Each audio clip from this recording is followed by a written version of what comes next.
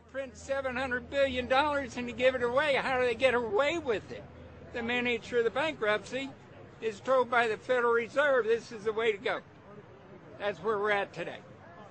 Yes, we should point out Congressman Ron Paul now has a huge amount of sponsors for a bill in the House of Representatives to abolish the private Federal Reserve crime syndicate. In 1913, the money power of the country was taken away from the people. By constitutional privilege, it belongs with the Congress, but it was given up in the Federal Reserve Act. The Federal Reserve is no more federal than Federal Express, but yet it has the power to determine the direction of use of money in our economy. If we could take that power back and put the Federal Reserve under Treasury, we start to be in a position of being able to control monetary policy on behalf of the United States people. The Federal Reserve is totally private, and Alan Greenspan 2 weeks ago on PBS on Lair NewsHour said on record that they are above the law, the Congress, the President, everyone. No court can do anything. We run America. What is the proper relationship, what should be the proper relationship between a chairman of the Fed and a president of the United States? Well, first of all, the Federal Reserve is an independent agency, and that means basically that there is no other agency of government which can overrule actions that we take.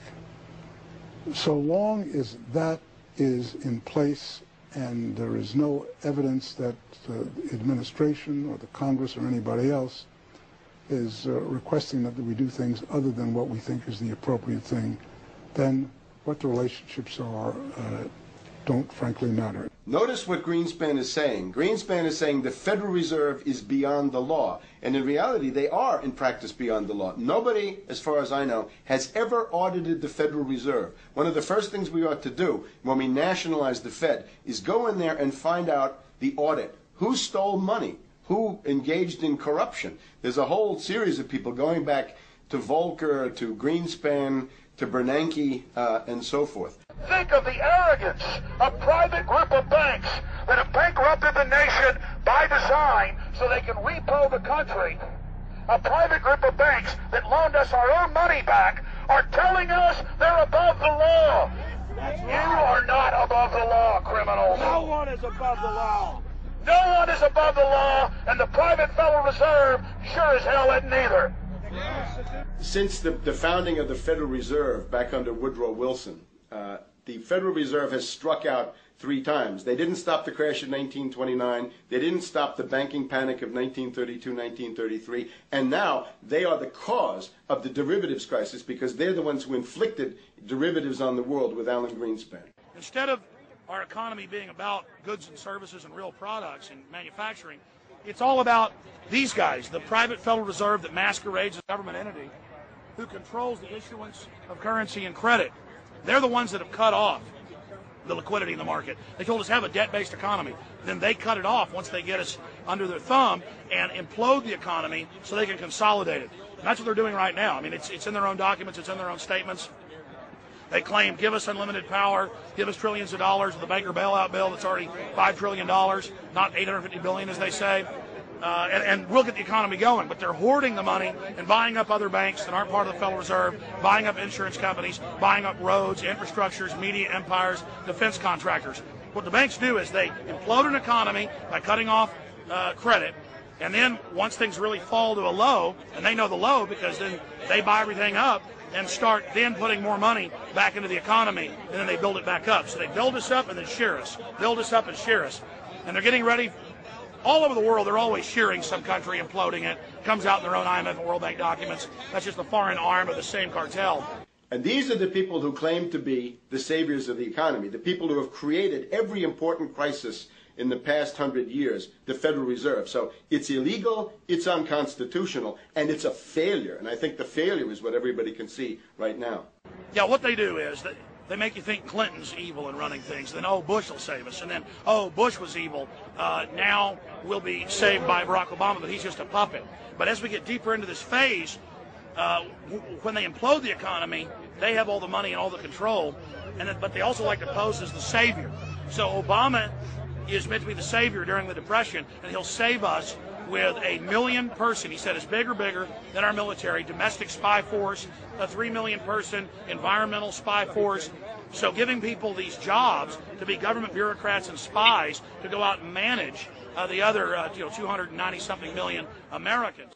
And so this is classical fascism. The communists also do it. Any vertically integrated command and control authoritarian system does this. So they're openly following what the same group of banks did in Germany, Russia. It's in the Communist Manifesto to have a private central bank, because the private central bankers actually wrote the ideas that they had Marx and Engels put out. People go, well, why would the banks want communism? It doesn't exist. They rape us, they consolidate us, they put us into work brigades, they make us slaves, and they say it's a people's paradise. Look at it, boy, you're really doing good. And then they transfer all the wealth of the nation offshore. The globalists are outside all the nations. That gives them safety, and they play countries off against each other. And so that's what we're facing and dealing with. And so they're bringing in classical, hardcore tyranny in the U.S., but we have the internet.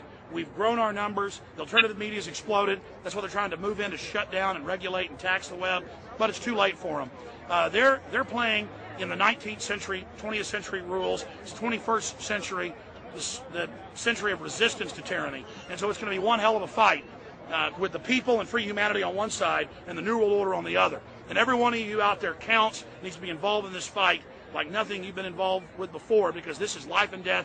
Everything depends on exposing these people. Everything depends on showing the people that this is the New World Order, this is the criminals. We're dealing with the king rats here, the people that are carrying out tyranny worldwide. And either they fall or we fall. Either worldwide darkness and a new age of tyranny and oppression with a scientific overlay, or a new age of liberty and freedom and a new renaissance. The choice is the people's out there.